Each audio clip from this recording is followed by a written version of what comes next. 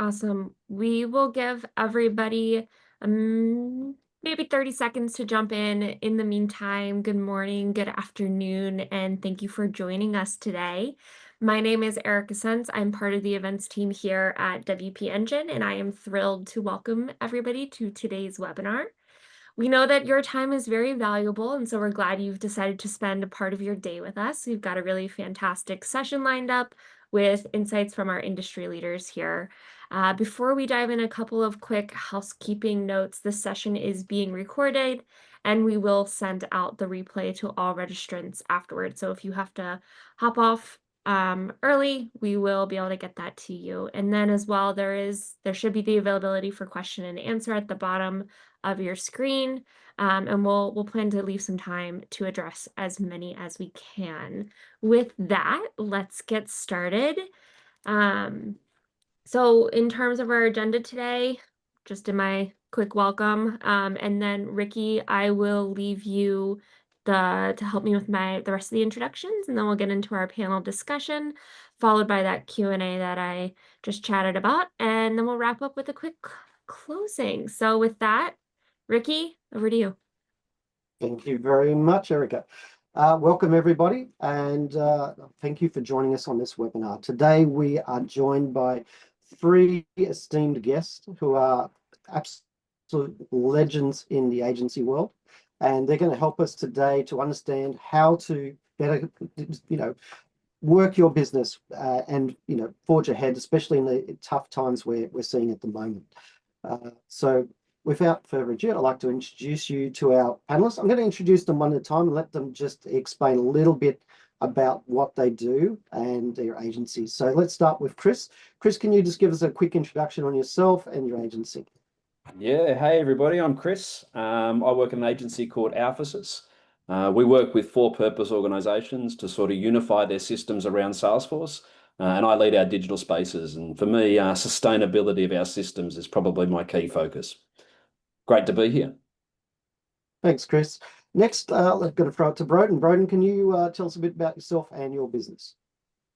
Yeah, sure. No worries, Ricky. Thank you. Hey, everyone. I'm Broden Johnson, founder of Yak or Yak Digital, as we're otherwise known. We're essentially a full scope marketing agency with a team of 30 plus people who build brands, ad campaigns, basically anything that's going to be able to help a business grow without boring people to death at the same time. Yeah, I've been in business for as long as I can remember. I scaled my first business and made my first $1 million at 21. Shortly after, I lost my first $1 million at 22. That was not quite as fun as going up, but just as many lessons. And today I look after everything from marketing that I can and do a lot of strategy. So happy to be here, Ricky. Thank you. Thanks, Broden. That's great. And I want to hear more about how you lost $1 million one day soon too. And last but not least, Karen, please tell us a bit about yourself and your business. Yeah, thanks, Ricky. I'm Karen Schultz. I'm the CEO and founder of Digital Freak. We are also a full service agency. We help our clients stand out and get found online. Similar to Broden, we cover all aspects of digital, from web development, ads, all the way through SEO. And we also help with digitization of small business as well. Been in the job for around 9 years now. Grown the team from nothing to where we are, and yeah, it's been a ride. Awesome, thanks for that, Karen. Rightio, let's get into it. Let's get into the nuts and bolts. So I'm going to fire off the first question. So the first question we have is, what do you think sets your business model apart from the competition? Let's start with Chris. Yeah, it's an interesting question. I've been reflecting on this since you told me we were going to ask this one. Obviously, we focus on a very specific market, so we only work with for-purpose organizations. But I think the key to what sets us apart is the fact that we are dedicated to the idea of sustainable systems. And that's really changed and shaped the way that we've sort of set up our organization. What that means for us is to make sure that everything we're doing is reducing technical debt, reducing content debt. And so we typically find ourselves with a real product kind of mindset. And even though it's not products, it's still services. We're able to lean on those reusable sort of patterns that we've got And it means that the community we work with, when they come up with new ideas and features, everybody else benefits from them. And so for us, that's probably what's setting us apart in the market at the moment. Right. Thanks for that, Chris. Next, let's go to Karen. Karen, how can you answer this question? Yeah, I think the main thing with our client base is because our client base is so varied, from very small micro business up to more global enterprises. Our key to success has been in our strong communication with our clients. So a lot of, when people engage an agency, they get caught up a little bit in the agency jargon, and we sort of cut out the crap and give them the messaging that they really need, and give them the information that they need that's valuable to them. And that's really appreciated by our clients. Awesome. Great answer. Cool. So let's get into the second question. What do you think is important? Oh, sorry, Brian. I'm going to give you a chance to answer. Can you answer that question? Oh, my answer was going to be no good anyway. No, happy to answer. Thank you, mate. Yeah, it is a good question, and I think as marketers we get asked these questions all the time when we're working with clients. What is your USP? What is your unique selling point?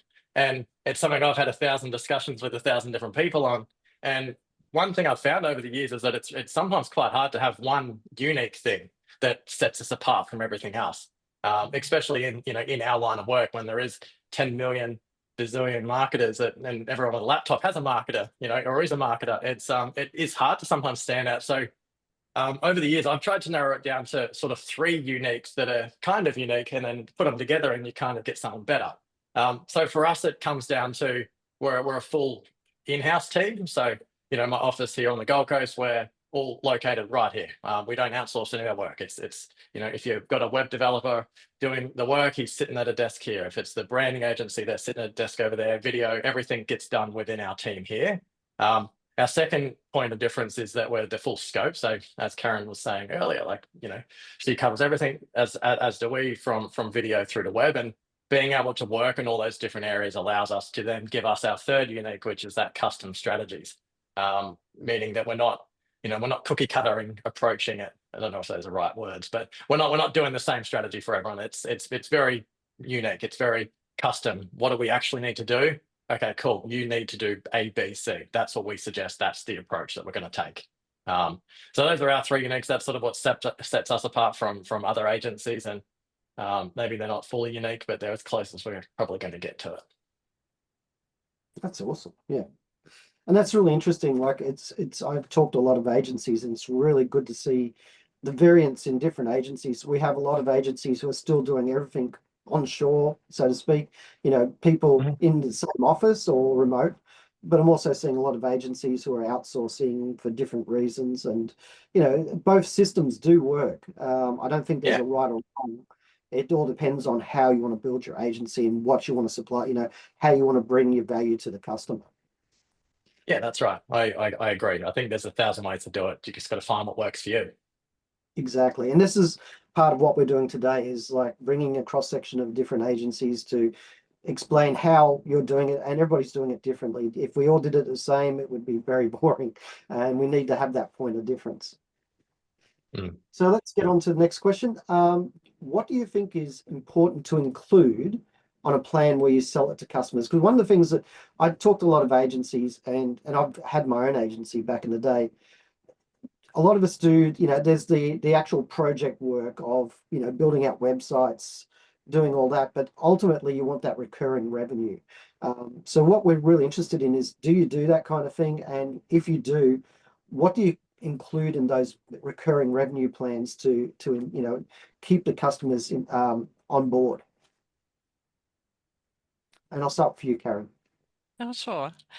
So I'll give an example on our side of a web maintenance plan that we utilize for our clients. So we do tier these packages, and how we tier them is based on the application of the website, rather than not necessarily just the hours worked on. So for example, with a small service-based business, you're then going to need regular maintenance of the website. There's maybe a few content updates that are required every now and then. But the labor costs are probably fairly low for a service-based business that doesn't change all that much, as opposed to an e-commerce store, which might have regular product updates, conversion rate optimization, and the rest of the bells and whistles that go with managing e-commerce. So we tier our plans according to the type of business that we're working with, along with obviously consideration of market value.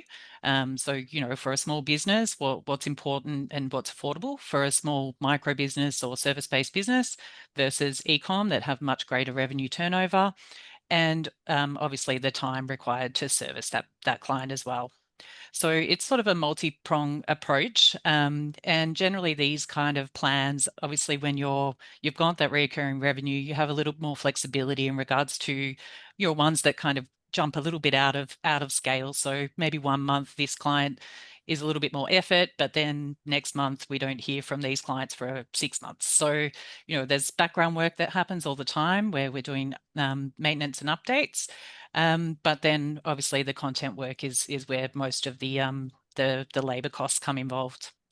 The other thing that we utilize with web maintenance plans is obviously WP Engine as our host, and the tools that we have available to us within the WP Engine platform, which is Smart Plugin Manager, Global Edge Security. So these kind of tools also cut down the labor requirements for our developers, and therefore we're able to sort of keep our costs quite low for our customers. Awesome. And how about you? Do you do anything like that? Was that Broden or Chris then? Was Sorry, that mate. Broden? You go, Broden.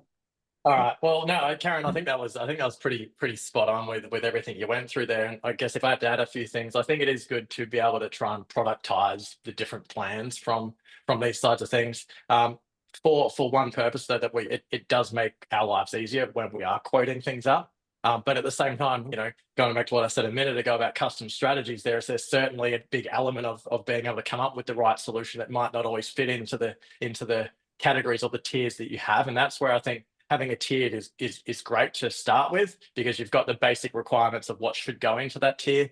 But then you've got to then take in the other considerations. And I think that's a really worthwhile exercise to do with a customer is, what do they need? Karen said, e-commerce, they often need all these extra updates and bits and pieces, which they absolutely do. So knowing that and using your expertise to be able to add that in and give them suggestions around, hey, have you thought of doing A, B, C? You're likely going to need this, this, and this. Would you like me to build that into the package for you?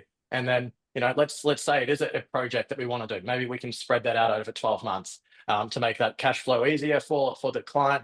And it also helps with that recurring revenue side of things, that there is 2 or 3 things we're going to do throughout the year.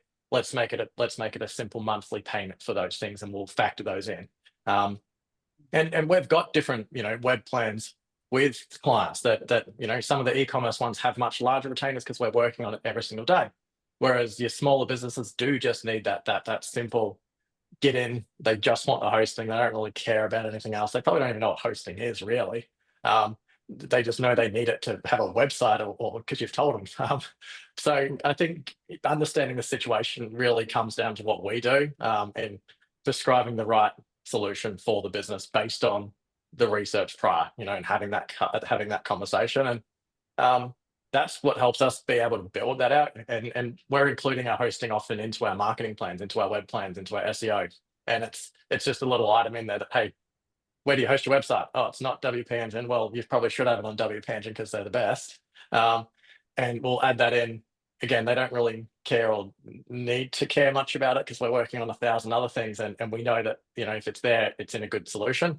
And then my final point, just to give WP Engine a wrap, if we've had unique situations that have come along where we're not sure what to do even ourselves, then we'll get in touch with WP Engine, and those guys there are awesome, and they will help us build out whatever we need, give us all the recommendations on this. All right, that's a very unique situation. How about we do this? And that's been a huge help for us to be able to then know that we're providing the right solution to the customer because we've got the experts there to be able to lean on, which is really helpful.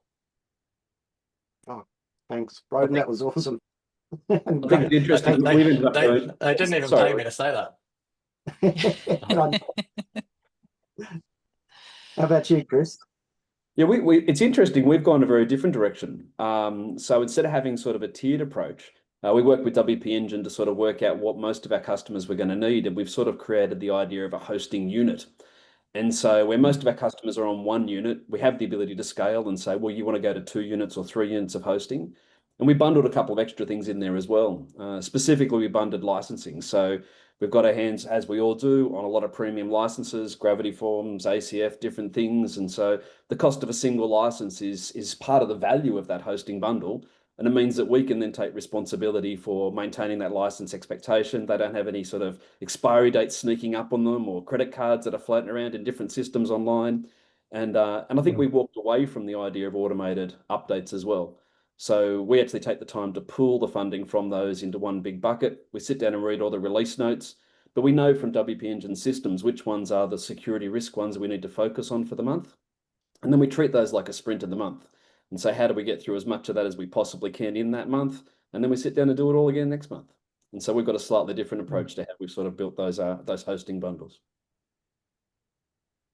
That's awesome. And it's really interesting to see all the different approaches. And I know that was a big part of my business when I was doing it, the recurring revenue, the tier, and I was very early adopting that system of the tiered, support package basically, and which encompassed hosting and a lot of other things. But yeah, it really was for me as a business owner, that was the thing that kept the lights on and the doors open most of the time, because your projects come and go, but that was the money you could count on day in, day out. So thanks for all those answers.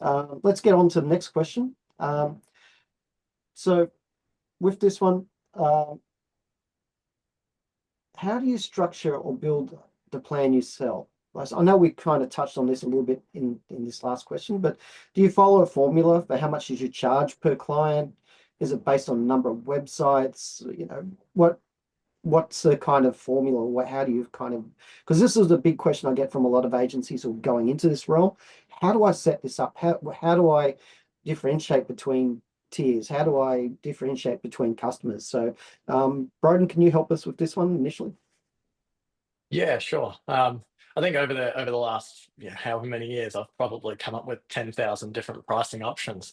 It's constantly evolving, but I think that is part of the formula, is that it needs to be assessed on a regular basis. But I mean, from a pricing perspective, I think, but for me, I always like to try and have 3 options as that sort of that initial sweet spot. I find that too many, it's too confusing, not enough, and maybe you don't have enough choice. So having that 3 is generally the sweet spot that I'll work on from a pricing perspective. And if I was to speak a bit more broadly from just a general marketing perspective, there's certainly different formulas that I'll use on how to scope up different types of jobs and different pricing structures for different types of things. And I always want to try and move away from like an hourly rate or a fixed rate, because I think that when you work on hey, we're X amount per hour, then suddenly you're very comparable to everyone else. They can go on bloody Upwork or whatever and go, oh, I can get a web developer for $20 an hour, $5 an hour, $100 an hour. Like you're comparable then. And to someone who doesn't maybe understand the technical elements of what might go into that job, everyone thinks it's easy, right? You just put it together and it's done. So for me, I always try and move away wherever I possibly can away from an hourly rate, and have a package that's an outcome based or performance based. So we're going to provide blah, you're going to get this. Are you happy with that? Great. We also have this option or this option that's going to provide this outcome, but we're selling an outcome, not an hour. Now, how I get to that, I might use hours sometimes when I'm putting together the actual pricing package, because internally I know it's probably going to take this much, maybe this much, bit of this for the buffer, whatever. Cool. That's like the standard package that I can look at. So internally I know how many hours it's going to go into it, but I don't ever work on that hourly base, because sometimes it's over, sometimes it's under. So I always try and stay away from that. And then, if needed, and it's a more unique situation, I just work with the end in mind and then work backwards. What are we trying to achieve? How are we going to get there? And then just reverse engineer it. So it doesn't really answer your question specifically, but I think it's good to have some initial ideas and then you customize it from there. Anyway, I'll move on to the other guys. Thanks. No worries. Awesome. That was a great answer, actually. Chris, I know yours is a little bit different, but is there any kind of formula? Is there any way? I know you said you got the blocks and all that, but Yeah. just run me through the mindset of when you're setting that up, what kind of formulas you were using. Yeah. I mean, I've been doing this for so long, it's become a bit intuitive. You know, we look at a site, we look at a system, we understand how many pages, we understand how many functions, we understand how many admin changes they're going to be doing in a period of time, and all these things just start to echo a similar sort of sentiment. And so we've scaled our hosting units quite chunky, so that it's pretty clear whether you're a 1 unit, a 2 unit, or a 3 unit based on those, and that's been really helpful.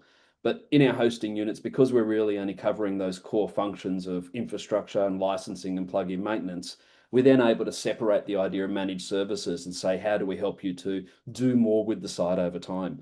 And so in that space, we have a very different model where we're looking at more of a 12-month commitment. We're looking at average monthly costs, and we're looking at helping people to sort of say, well, this is the month to speed up, or this is a month to slow down.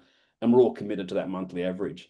And so bringing in some of those ideas of agile very early in the story really helped to sort of get that, structuring what we sell, separating the utility of what they need versus the how they're going to use it over time. Awesome.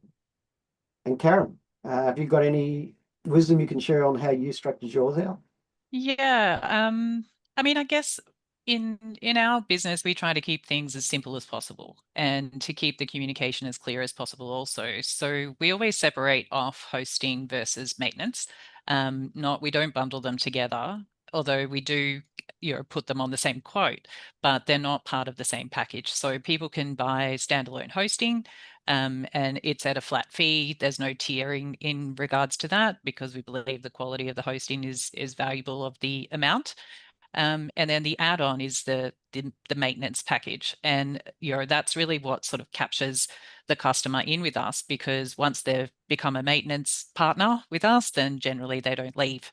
Obviously, they like the service, and they have a capable webmaster who will go in and fix anything that they need whenever they need it. So, and that's generally what a small to medium business needs in their everyday, is they just need genuine helpful support where there's somebody at the end of the phone or the email that's actually going to do the work and get it done right.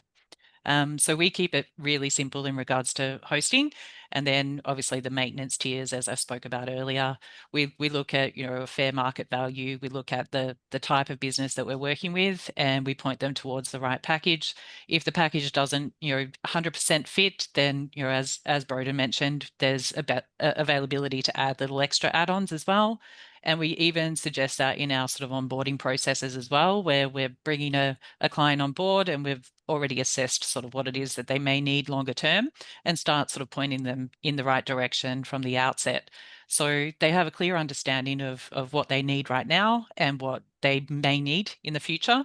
And through our communication strategies and just, good client account management, I guess at the end of the day, we're able to kind of upsell them across the board as they need it.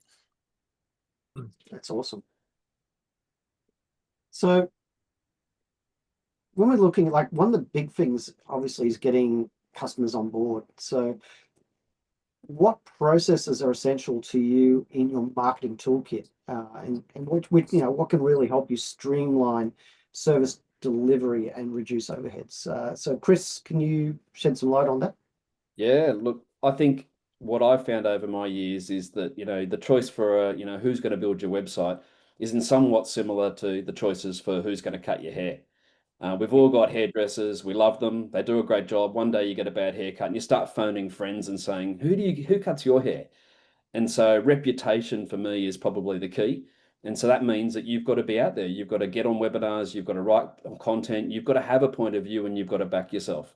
And so I think, we've been leaning on thought leadership and annual research, getting ready to publish a few white papers at the moment on, best practice online giving and web health, and what is the web tech stack looking like in 2025. And we're committed to publishing those on a regular basis so that we can really make sure that people see our point of view and get us out there with a perspective. And so I think reputation is probably the most critical thing in terms of how you need to lead your marketing in this space. Yeah, totally agree. Karen, how about you? Yeah, look, one thing I learned early on is that, echoing what Chris said, you need to back yourself, but also you need to lead with integrity. So if you're out there, you're pitching that you're a digital marketing agency and your own branding sucks, then that's something you need to resolve as soon as possible. It won't be too long before a client then looks at it and goes, well, why would I come to you when your website's crap? So it's something obviously reputation wise, that's really important. I think with other toolkits, then, the rest of it's kind of behind the scenes stuff. So obviously you need to have your front face and you need to be promoting what you do, which is great. But behind the scenes, you need to have your operations really smooth. So, the biggest, I guess, armor in our toolkit is, a really good project management tool that you can utilize to manage your workflow and, to manage onboarding and offboarding, both staff and clients, and, making sure that you've got your good processes and systems in place behind the scenes. It's interesting you mentioned about, the website. I was just having that conversation. It's a conversation I've had with many agency owners, myself included, over the years. That a lot of times I'm going to digress a little bit, but as agencies, usually the last thing you do is you build a website out when you start your business, and then you get busy with the business, and as your website needs updating, it falls behind. And it is, unfortunately for us, in the web agency world, it's very important that your website is a direct reflection of your work.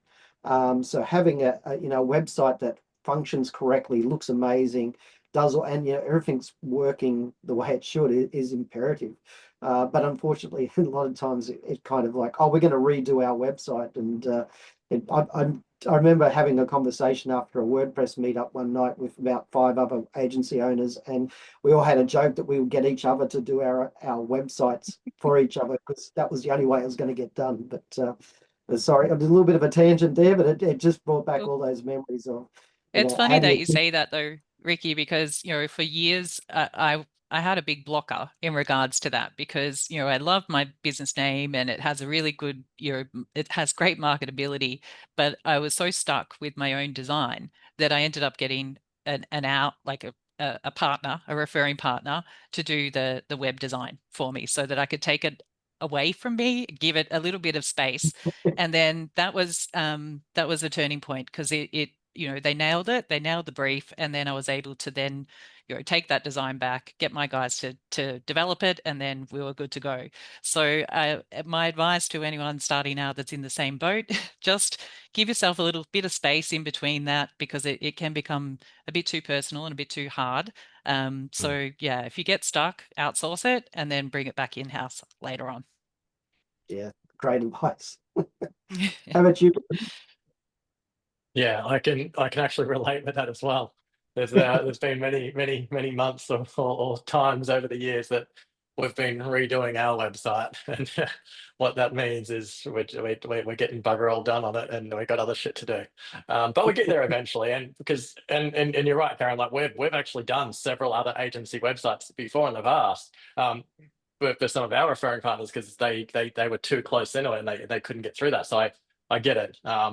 And I guess from your initial question there, Ricky, how do you get customers? What are your tools and things like that? I think there's probably a whole session we could do on how to attract customers for a marketing agency, that I probably don't have time for today. But I think really what that part comes down to is, where are you at in your journey? If you're brand new off the street, starting things out, your sales journey is going to be very different, or your marketing journey will be very different. It's going to be, emphasizing what Chris said there.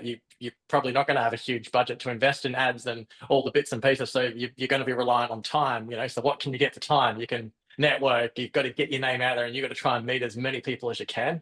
And then, Karen said integrity. I think that's a completely underrated marketing tool. And I know it's not a marketing tool, integrity, because we should all have it, but go out there and do good shit for good people, and those people will tell more good people, and then suddenly you've got word of mouth, and word of mouth is spread from doing the right thing.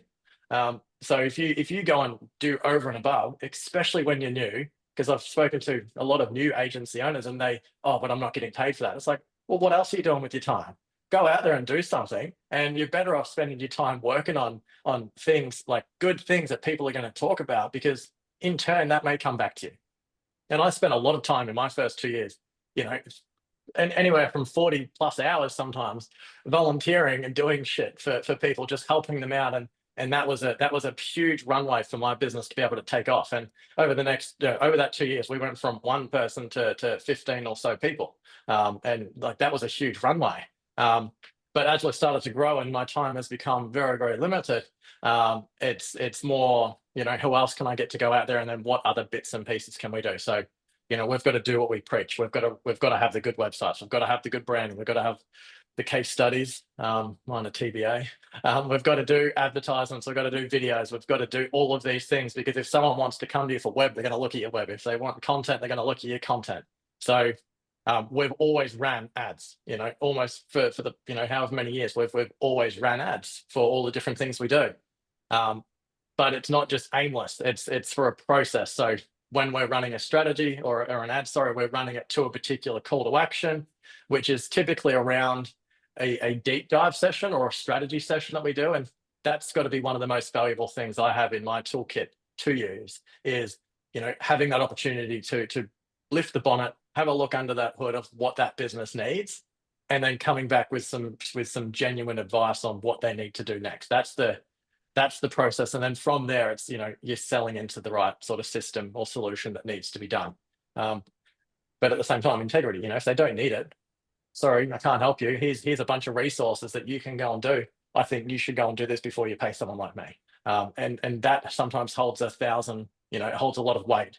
You know, saying no to people seems like a counterintuitive tool, but you don't want to take on all the clients. You want to take on clients that you know you can help really well, and the other ones, give them some help and send them on their way, and maybe they'll come back when they're ready. It's not a snatch and grab sort of situation, or it hasn't been for us anyway. You know, I think try and get a few good customers rather than loads of shit customers. Sorry, I don't know if I can swear in this webinar. You can beef them out later. And then the other part that both of you mentioned on as well, which I think was great, was processes. Sorry if I'm rambling too, but processes. I'm not a process-driven person. That is the least thing I have in my skill set. It's not even in my skill set. It's just is. So for me, it's been important to be able to work with really good people that are good at things that I'm not good at, and be aware of what I'm not good at. You know, initially the agency ran in my head, and I was able to try and figure all these things out and just try and make them work. But as we've grown as an agency, we've had to develop standard operating procedures for everything we do.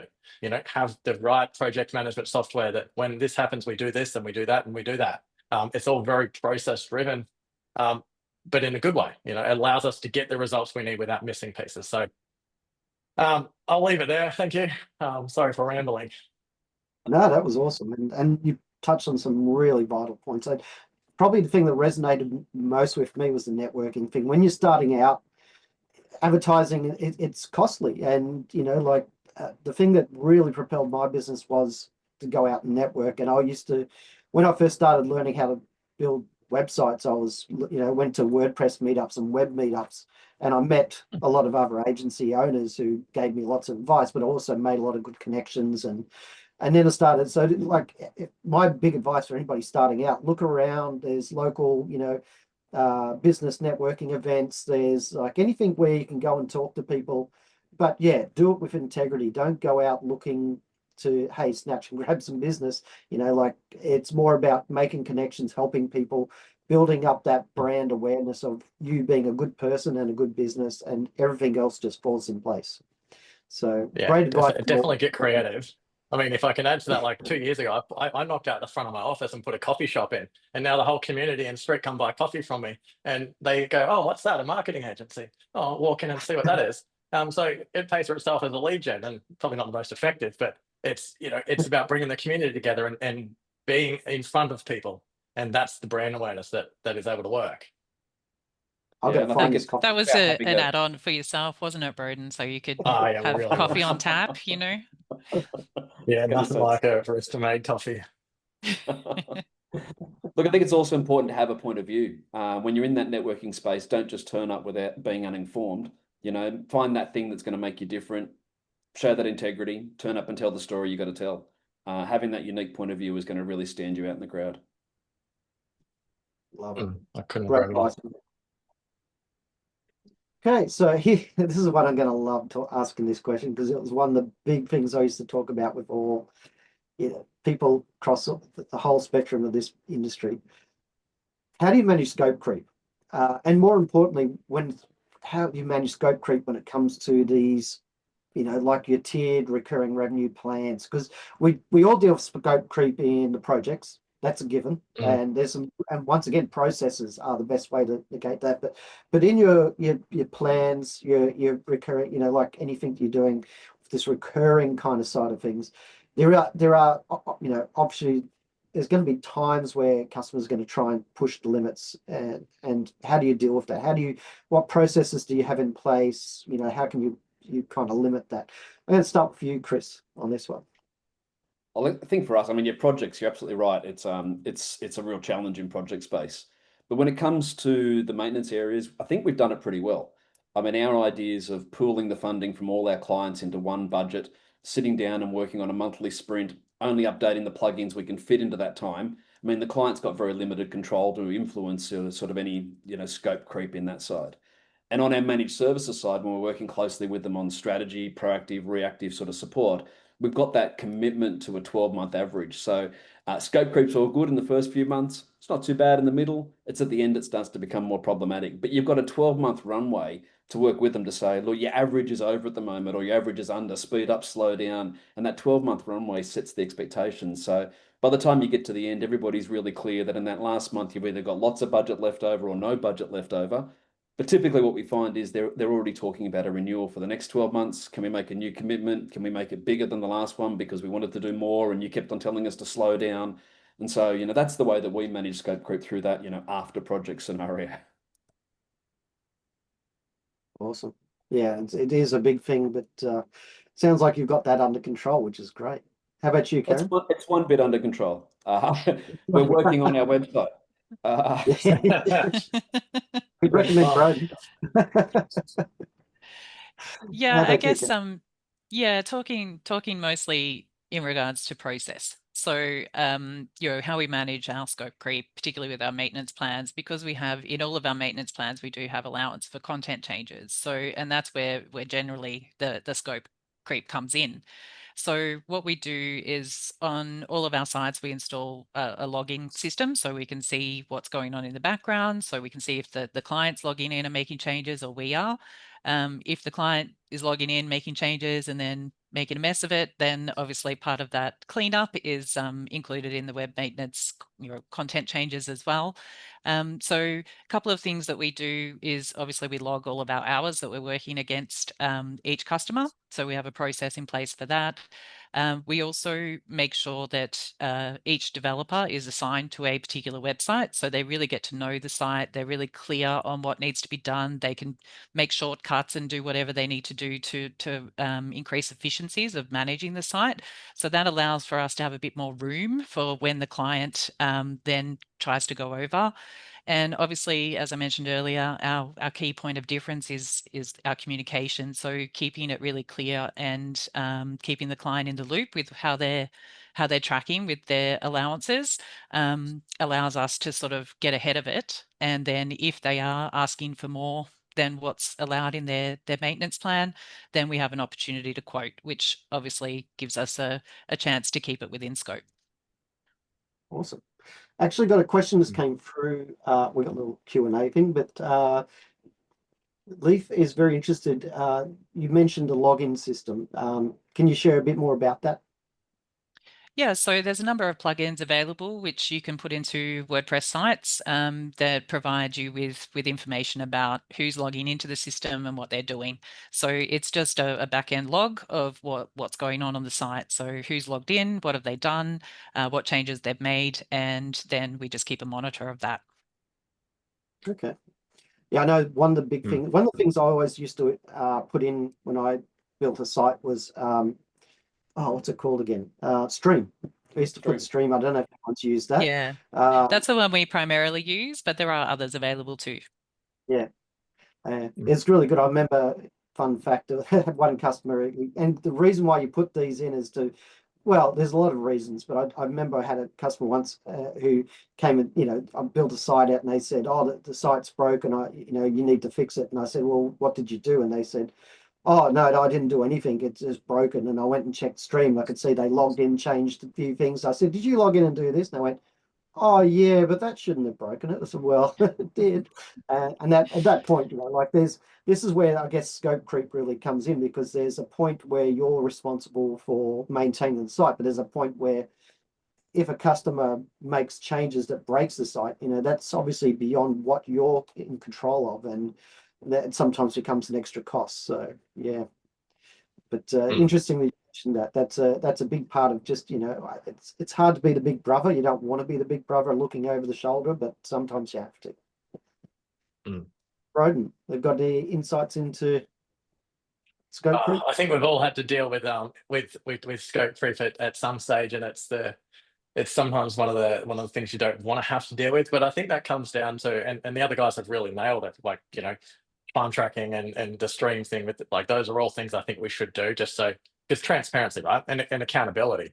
But the accountability goes both ways. If we've promised to do something and we've scoped this out, this is what it's going to cost for this project because we're delivering an end result, then in those cases, we have to follow through and make sure that we've delivered that project. And if we've underquoted that's not the client's fault. That's our fault for underquoting it. So we need to learn from that to then better it next time, right? But at the same time, scope creep may come in other areas that we need to be conscious and clear on, because it's going to happen. But that, for me, comes back to expectation management. I think any real issue that comes from a client is generally, it generally comes back to expectation management, whether it's literally anything from results through to whatever, this or that, like it all comes back to expectation. If we were clear in the initial part and we said, hey, this is exactly what's going to happen, blah, blah, blah, blah, blah, this is what you don't get, then it's clear. It's set in stone from the get-go. Put it in writing, send it through. 3 months later, the client's going to forget about that conversation and they'll be like, oh, I want all this. And it's like, whoa, we spoke about this. This is exactly where we go. And the amount of times I've had customers come back and go, oh, you did say that, bro. And yeah, I remember, this is exactly where you said we're going to be. Yeah, sorry, I know I'm not meant to be a millionaire yet. That's right. And we reset that expectation and we go back to the start, and then they'll probably forget it again in 3 more months. But we can constantly refer back to that expectation. So for me and my project managers and account managers, that's been a huge point that we've worked on over the last few years, is how do we set clearer expectations? Every time something goes wrong or we get a scope creep that we weren't expecting, we make sure we document it, put it into the process. And then it's about having conversations. So, hey, this is out of scope. Oh, is it? Okay, I didn't realize. And that's generally the answer you get most of the time. Can you do this? Yeah, of course I can. That's going to be X amount. Yeah, no worries. And they go ahead with it. So sometimes it's especially with some like juniors that I've worked with, sometimes they'll get that and they think the client's demanding that they have to do it. But in reality, they're just saying, can you do it? And it's like, yeah, they don't expect it for free. So we can charge them for it. And that's part of the thing. And then on top of that, that comes back to what I was saying in the last question, saying no to the wrong customers. Because if you're not working with the right people, then you don't want to be put in a position where they're trying to take advantage of you. They're trying to bully you into having to do the things that you didn't promise to. And don't be afraid to fire a client if they're being like that. I've fired several over the time, and it's like a bad breakup sometimes, but it's better than keeping on to someone that's not good for your business, that's not good for you, that's not good for your staff. You need to, hey, I'll tell you what, I'm not the best fit for you, but I know another agency that would love to work with you, right? Refer them on if you need to. They're just not a good fit for you. So that being able to say no is a really important part to scope creep, because the right customers with the right expectations will be good ones. Yeah. And that's, I think scope, just one extra point to add there is, I think scope creep management comes with experience as well. So obviously when you're first starting out, like what Broden was saying earlier, you may want to take on a bit more because that's your runway to success, by getting the word of mouth, by doing that little bit extra, by really providing a little bit of extra value for clients. But at some point you need to peel that back, otherwise you'll burn out. So Yeah. with Yes. experience, you learn to manage that in a way that is comfortable for you, which also then allows you to see the benefit and return over time. So, you know, you pick the clients that you're going to do that little extra for, and the ones that are really just taking the piss, then you pull back on them. So that way it's, you know, and I think really as a new agency owner, you're only going to realize that over time. So don't be too hard on yourself if you're not in a position to go out and fire all your clients, because yeah, that's a hard thing to do. And you know, it's definitely important. It's an important thing to be able to do at some point. But you know, if you are starting out, just manage what feels right for you in regards to how you manage your scope creep, because you know, Broden's example earlier was really important, and we did it ourselves as well when starting out. Is we picked the right people to do that the extra yards with, and that's paid off tenfold for us. So you know, there's pros and cons for allowing scope creep. Awesome. And you're only going to get that data if you track it. So as Karen and Chris said, like time track, get that data, Time learn how track. long it takes to do things, and then use that data in future. So if you think it takes 10 hours to do it because that's your guess, actually get the data and leverage that the best you can. Mm-hmm. Yeah. So we had a good question come through from Adam, which normally I wait till the end to do these questions, but this is really relevant to what we just talked about. So how do you manage support for clients who are not on a plan or a tier or, you know, your maintenance program? Oh, this is a Chris? great one. We do this quite often. Sorry, I'm going to jump in here. Go Be a for bit, it. yeah. So obviously our end goal is to get them on a maintenance plan, because it means that it's easier for us. If we know the website, if we're able to plug their vulnerabilities and, you know, fix up all of their messy code and get things running really well, then the long-term benefit is better for us as well as the client. So when somebody comes to us with a break fix issue, we charge them an hourly rate, and then offer them a solution of, well, this is the hourly rate, but if you sign up for our web maintenance program, we'll do this break fix as part of that, as part of your first month, and therefore you're covered there from this point onwards. So it becomes a really clever selling tool to use for break fix. Yeah, I like that. Yep. That's very similar to what we would do. Is just look for the, you know, you're going to come up with a solution, and if you can move them into a plan, that's right. With some clients that maybe we've worked with for a longer time, we might have a little bit more lenience on them because we know that it's not happening very often, and we might sell them a block of hours. So hey, this job will probably take 10 hours. Here's an invoice, and we'll sort this out for you. But if there's an opportunity to move it into maintenance, that's always a better option. Awesome. Nothing to add. I agree with both. Perfect. And it's a big thing we get a lot. I know talking to agencies a lot. They and I know when I was running my business, there's people who don't want to go on those plans, and then they're going to come back one day and say, "Oh, everything's broken. I need help." And yeah, how you deal with that can be really, you know, it's a hard thing to deal with, but you've got to find ways to do it. Rightio. So I'm going to go to our last question before we go to the questions from the audience. And this is a fun one, and I just want you to answer this as succinctly as you can because we're not running out of time, but we're getting close to the end. I'm going to start for you, Chris, with this question and go around the board. But if you could go back in time when you started your agency, what advice would you provide to yourself? If I go back to when I started my first agency, first advice I'd give myself is to pick WordPress. It wasn't the obvious leader at the time, so I had to learn Joomla and Drupal and MediaWiki and WordPress, and I made some good decisions and I picked WordPress and followed the winner.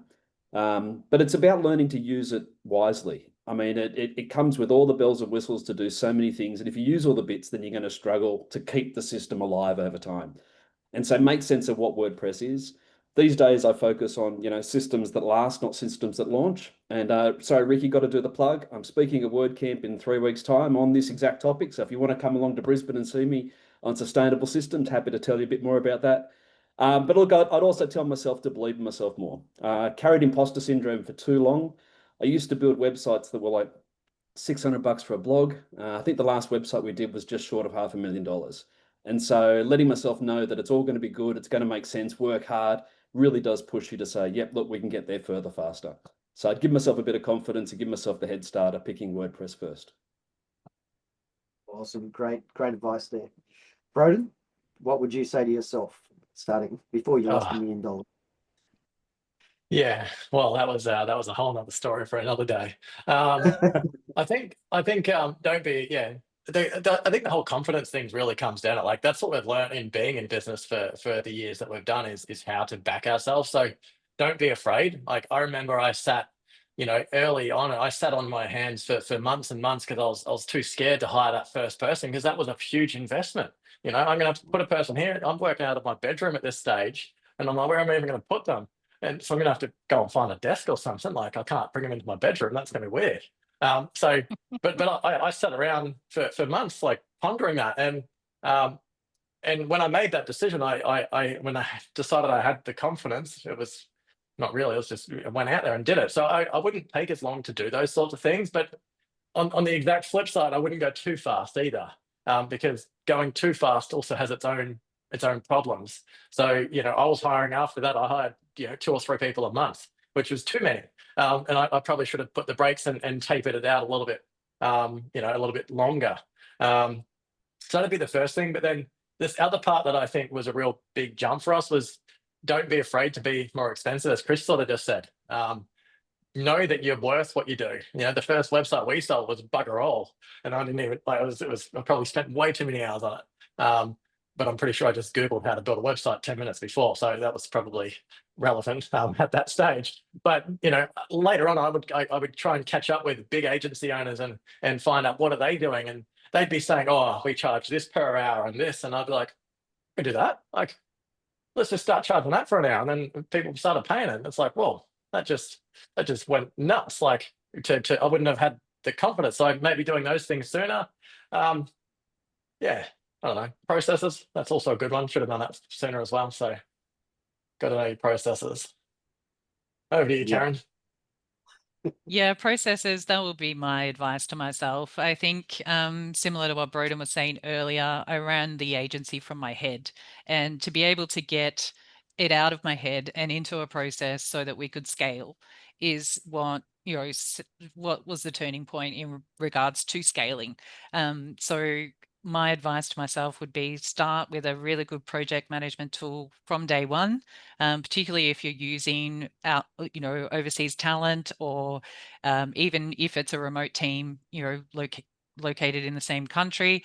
Either way, it's really important to have your processes and a good project management tool so that you can keep your integrity by making sure you don't miss things. Your brain is really, as Chris said, imposter syndrome. I think pretty much anyone who's willing to start an agency probably has a little bit of that, and I'm no exception to that. It took a long time for me to feel confident enough to charge what our agency is worth, and from the work that we're producing is worth.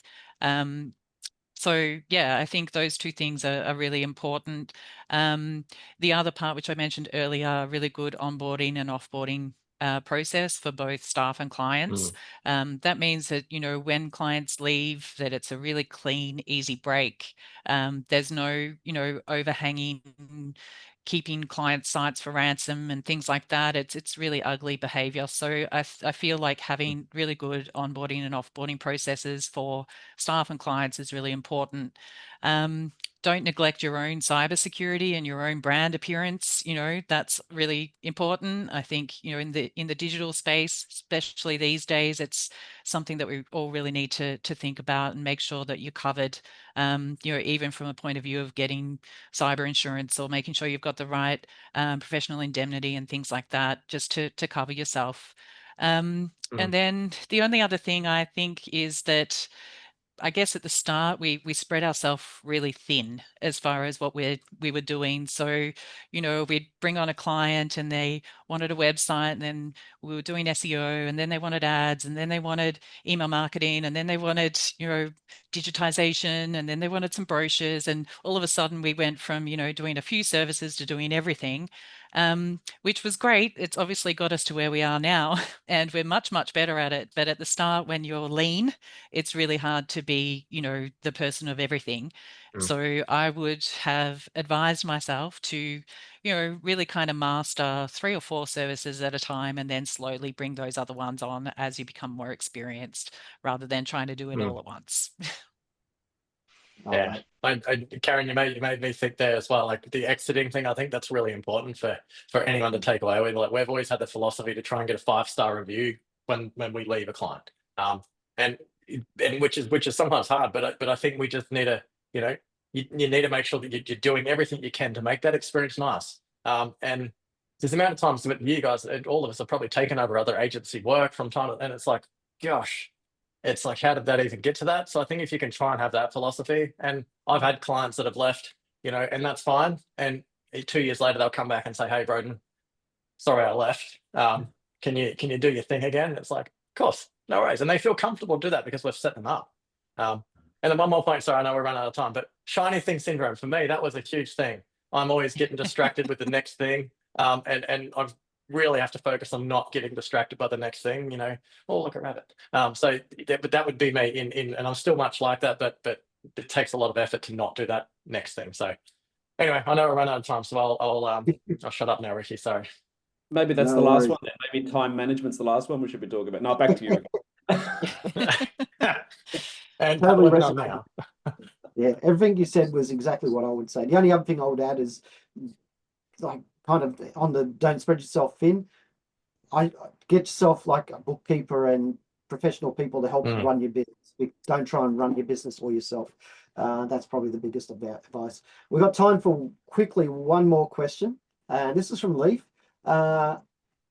Basically, he's asking, with WP Engine, with things like SPM and GS, all the things that we do, how do you justify the upkeep maintenance costs for the websites in the plans? So when you're doing your plans, how do you justify the cost, when I guess WP Engine's doing a lot of the work, but in my mind, I guess there's a lot of work that the agencies do beyond that. But I mean, does that make sense? And can somebody answer that question? Yeah, I mean, I'll jump in here. I guess this is why we sort of keep our hosting and maintenance separate. And in our maintenance plans, we include content updates, an allowance for that. So where we're making efficiency savings in using tools like Smart Plugin Manager and Global Edge Security, we kind of are giving the client that extra service by taking care of the work that they either aren't technically capable of, or they don't want to do it. They could spend their time, doing other things in their business. So we justify it by providing an additional service that is of more value to them than just doing plugin updates. Yeah, totally agree. And at the end of the day, these are just tools that we use to make our job easier. The faster we can do this, the more efficiently we can do it. It's like that old story about the man goes into the ship engine won't run, and he comes in, hits it with a hammer and charges $10,000. And they say, how do you justify that cost? Is like, it's knowing where to hit the hammer. That's where the 10,000, the experience and all that extra value you bring. And that's part of that confidence and experience thing that we were all talking about earlier. So, well, we've got about a minute left, so I don't think we've got time for any more questions, but I just want to say a huge thank you to Chris, to Karen, to Broden. Your insights today have been amazing, and they really hopefully help everybody out there who's listening. And we're going to have this recorded, so people are going to see this in the future and be able to reference this and hopefully build out a better, more efficient business as they go forward. So thank you all for joining us today. Thank you everybody who logged in and watched the webinar, and look forward to our next one. And by the way, if anybody has any ideas for webinars for us, any topics you want us to broach, please get in touch with us. Let us know what you're interested in. We'll try and make it happen. So thank you everybody for joining us, and we'll see you on the next one in probably a month or so's time. Thank you. Thanks, everybody. Thanks all. Thanks. Bye.